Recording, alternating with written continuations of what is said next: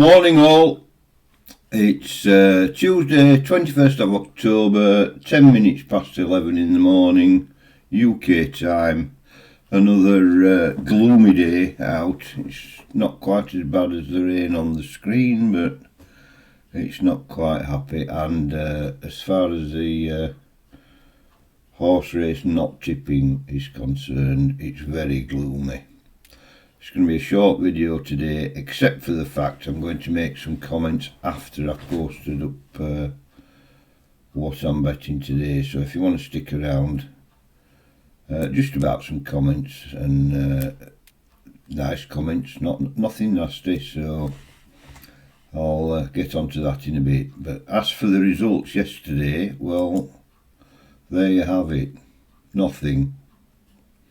Absolutely nothing. 7 horses yesterday and not one of them won. I think one came second, that was the nearest I got, and a miss is as good as a mile. I mean, you know, second is nothing to me. I don't back them each way. They're to win only, so poor day. Bad day at Blackrock. There we go. So onwards and upwards, we'll get on to today's. Things can only get better, as someone once said. And I have 4 for today. Go through them really quickly. 1600 at Epsom, number 7, test flight. That was 5.1 price on Betfair this morning. I've put my bets on, but I haven't taken any prices. As you should know by now, I let the SP sort them out. Some come in, some go out. You win some, you lose some.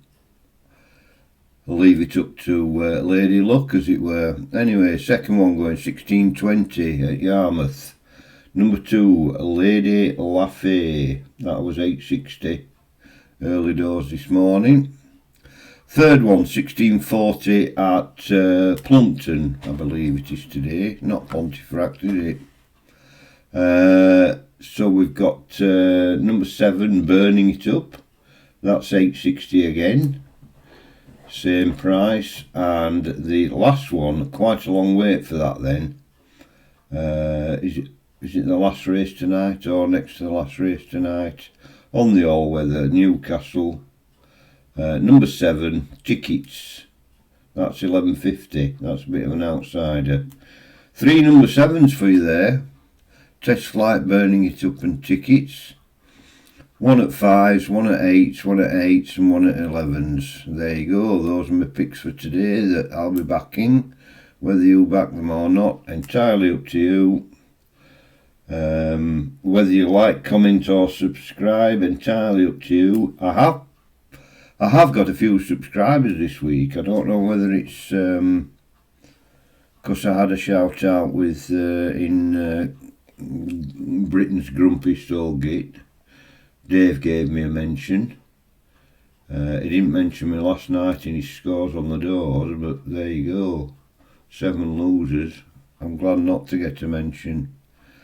So there you have it. I picked up a few subscribers. A couple of comments yesterday as well, but I'd already from Sunday, a couple of comments from Sunday, but I'd already posted them a video yesterday when I saw them.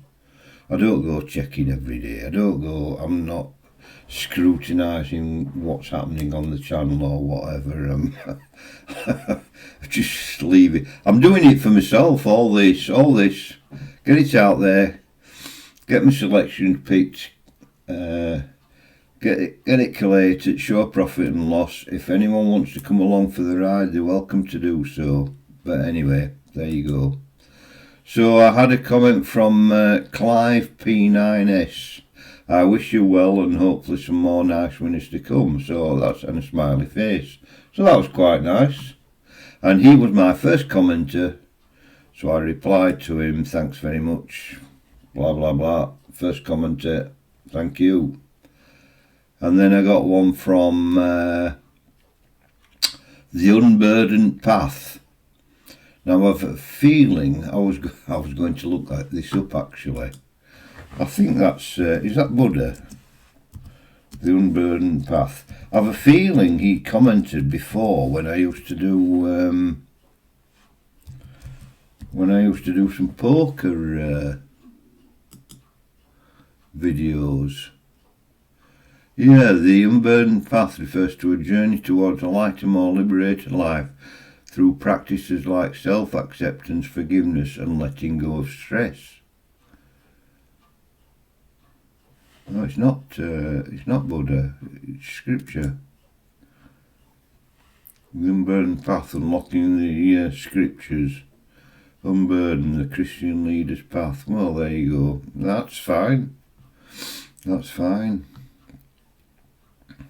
So he wrote a little bit more. Nice to see someone actually tracking results longer than a day, then changing everything if it's a bad day. Well, I did have a very short go about 4 or 5 months ago, and I picked something like 3 losers the first day and 4 losers the second day and gave it up. I couldn't be bothered. It wasn't just because they were, I couldn't be bothered. I didn't have the time in those days. I have a lot more time now. Excuse me. Frog in the throat. So anyway, I hope you do okay. I personally would prefer a little more depth. Well, I'm not so sure a lot of people are like that. They don't want the depth. They want the selections. They want excuse me, they want some tips, and they're not bothered about depth these days. These days there's no attention span, or nobody wants a video more than 30 seconds long. If I'd have just put that up, put those four things up, time, number and name, in a short, which is, they're under a minute, aren't the shorts? That would have been, probably get more views doing that, but anyway, I'm not bothered. So it would prefer a little more depth, but if you're using a set method, I can understand why you don't give. I will keep a lookout for your videos. Thank you very much, the Unburdened Path. But, yes, I do use some set methods, but well, I'm not going to share them with you at the moment, but I'll give you some highlights. It's something I track a lot, and I use spreadsheets. I don't spend hours and hours and hours a day looking at form and doing pace and course bias and track draw and jockey bookings and trainers plans and which horse beat what in the last race and whether it's stepping up in class or down in class, or I don't do that. I'm not as someone claims. You may know who I'm talking about, but someone claims he spends 8 or 10 hours a day studying form. Well, to be honest, with these results, I'd do a little less studying, to be honest, but there you go, that's me. I'm a typical lazy man's punter. I look at the horses and I pick them out, and I want a quick and easy selection system, but I do go into it in a little bit more detail. Some of the things I'm looking for at the moment: number of runners in a race. As far as I'm concerned, picking the winner of a 7-runner handicap surely has got to be easier than picking the winner of a 16-runner handicap. Now, I know Britain's grumpiest old git, Dave, had a really good day the other day, 2 big handicaps in Ireland, but I think that's more, I'm not going to say luck, because it's not luck, more of blue moon event, shall we say. He got the double up. He got the double up actually. So he had a terrific day. But I think picking 2 winners of 2 16-runner handicaps. What are the odds? Well, so in actual fact, some of those I picked last week, they were running in a. I think one was in a 13-runner handicap, and one was in an 11-runner handicap. But then the rest of them, I think most of the rest of them were all in small handicaps. So that's something I'm particularly looking at. I'm looking at price. I'm not a favourite backer. I've never been a favourite backer. Not keen on favourites at all. I know they win more than any other, but you can't make money backing favourites. If you look at the Racing Post tipsters page, where they list everything that the tipsters have done, favourites win, what, 38%, 37%, but they make a loss every month. I'm not sure you can come up with any way of backing favourites and making a profit. I mean, I suppose if you looked at them all and listed them all and didn't back odds-on favourites, I mean, odds-on favourites to me are just, no, absolute no. Which, to be fair, a lot of the tipsters don't tip that. I mean, a lot of the paper tipsters do, but when you see 12 of them all going for the same horse, which is 1 to 3, and it comes third, I mean, I have a little laugh at that, but maybe I shouldn't. But so price is fairly important.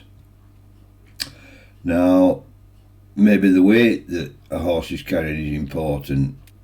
Well, going back to price. 75% of winners apparently are in the first 3 in the betting. 30% favourites win. So it must be like something like, I don't know, 25 and 20 or something like that, second favourites and third favourites. Anyway, apparently 75% of first 3 in the betting win. I tend to look outside that, but I mean, if one of my selections is second favourite. I've had a couple of short price winners last week. So that's another thing I look at, price. The weight that they're carrying. Now, obviously, the handicapper, the official handicapper, he rates number 1 horse as the best. Now, how many number 1s do you see winning? How many number 2s? Look, I've got a number 2 today, Lady Lafay. How many number 3s? That's something I'm monitoring, but I don't see a huge pattern on that. I read somewhere that the first 3 in the weights win a bigger percentage than all the rest, but I don't know what the percentage is, and I don't know. I once got told by someone that you should start at number 1 in the weights and work your way down, and when you've found the winner, stop, don't go any lower. But I don't know whether that's worth mentioning or not. So anyway, that's another thing I look at, the weight it's carrying. Not the weight per se, but in relation to the others. Is it carrying top weight? Is it third in the weights? Is it bottom weight? Is it the rank outsider? These are all things to look at, but there's some other things. So this is my little algorithm that I'm working on. I'm not working on 250 different pieces of information. I'm just working on a few and looking at a few, and I don't spend. How long do I spend picking horses? I probably look at each race for about between 1 and 2 minutes, I would say. So if there's if there's 30 handicaps on the day, which there might be on a Saturday, I'll spend no more than an hour. Probably not even that. I would say less than 2 minutes. On a day like Monday or Sunday, last Sunday, there were, what were there, 13 races, 12 races, there were 2 meetings, there were about 8 or 9 handicaps. I got the one selection, I picked one horse out, and I probably picked it out in about 3 minutes flat. And that's why it didn't win, because I'm not spending enough time, but there you go. That's me. Oh, this video's dragging on a bit, isn't it? 15 minutes. I think I'll call it a do there. So those are some of my insights anyway. Whether they're good or not, we'll see over the weeks. I mean, I made just over £40 the first week to pound stakes, which is phenomenal. But had a bad start to this week. I could do with a winner today, but the more you want a winner, the more you desperately need a winner, the less likely you are to get one. So I'm treating them all the same. If I get a couple of winners today, I'll be over the moon. If all 4 lose, well, I won't exactly be looking for the nearest piece of rope, but it dampens the enthusiasm somewhat. Anyway, there you go. Have a bet if you're having a bet. Back one of these if you're having a bet. If you're not, don't bother. Like, subscribe, comment. I'm going to say that because I don't know, why not? If you want to, do so. If you don't want to, don't do so. There you go. Best of luck if you're backing anything else. Backing any of these or anything else. Best of luck. And if you're having doubles and trebles and lucky 15s, best of luck again. Each to their own. Go for it. Do what you want. Hopefully I'll be back tomorrow with better news. We'll see how it goes. Thanks for watching all. And I'll see you later.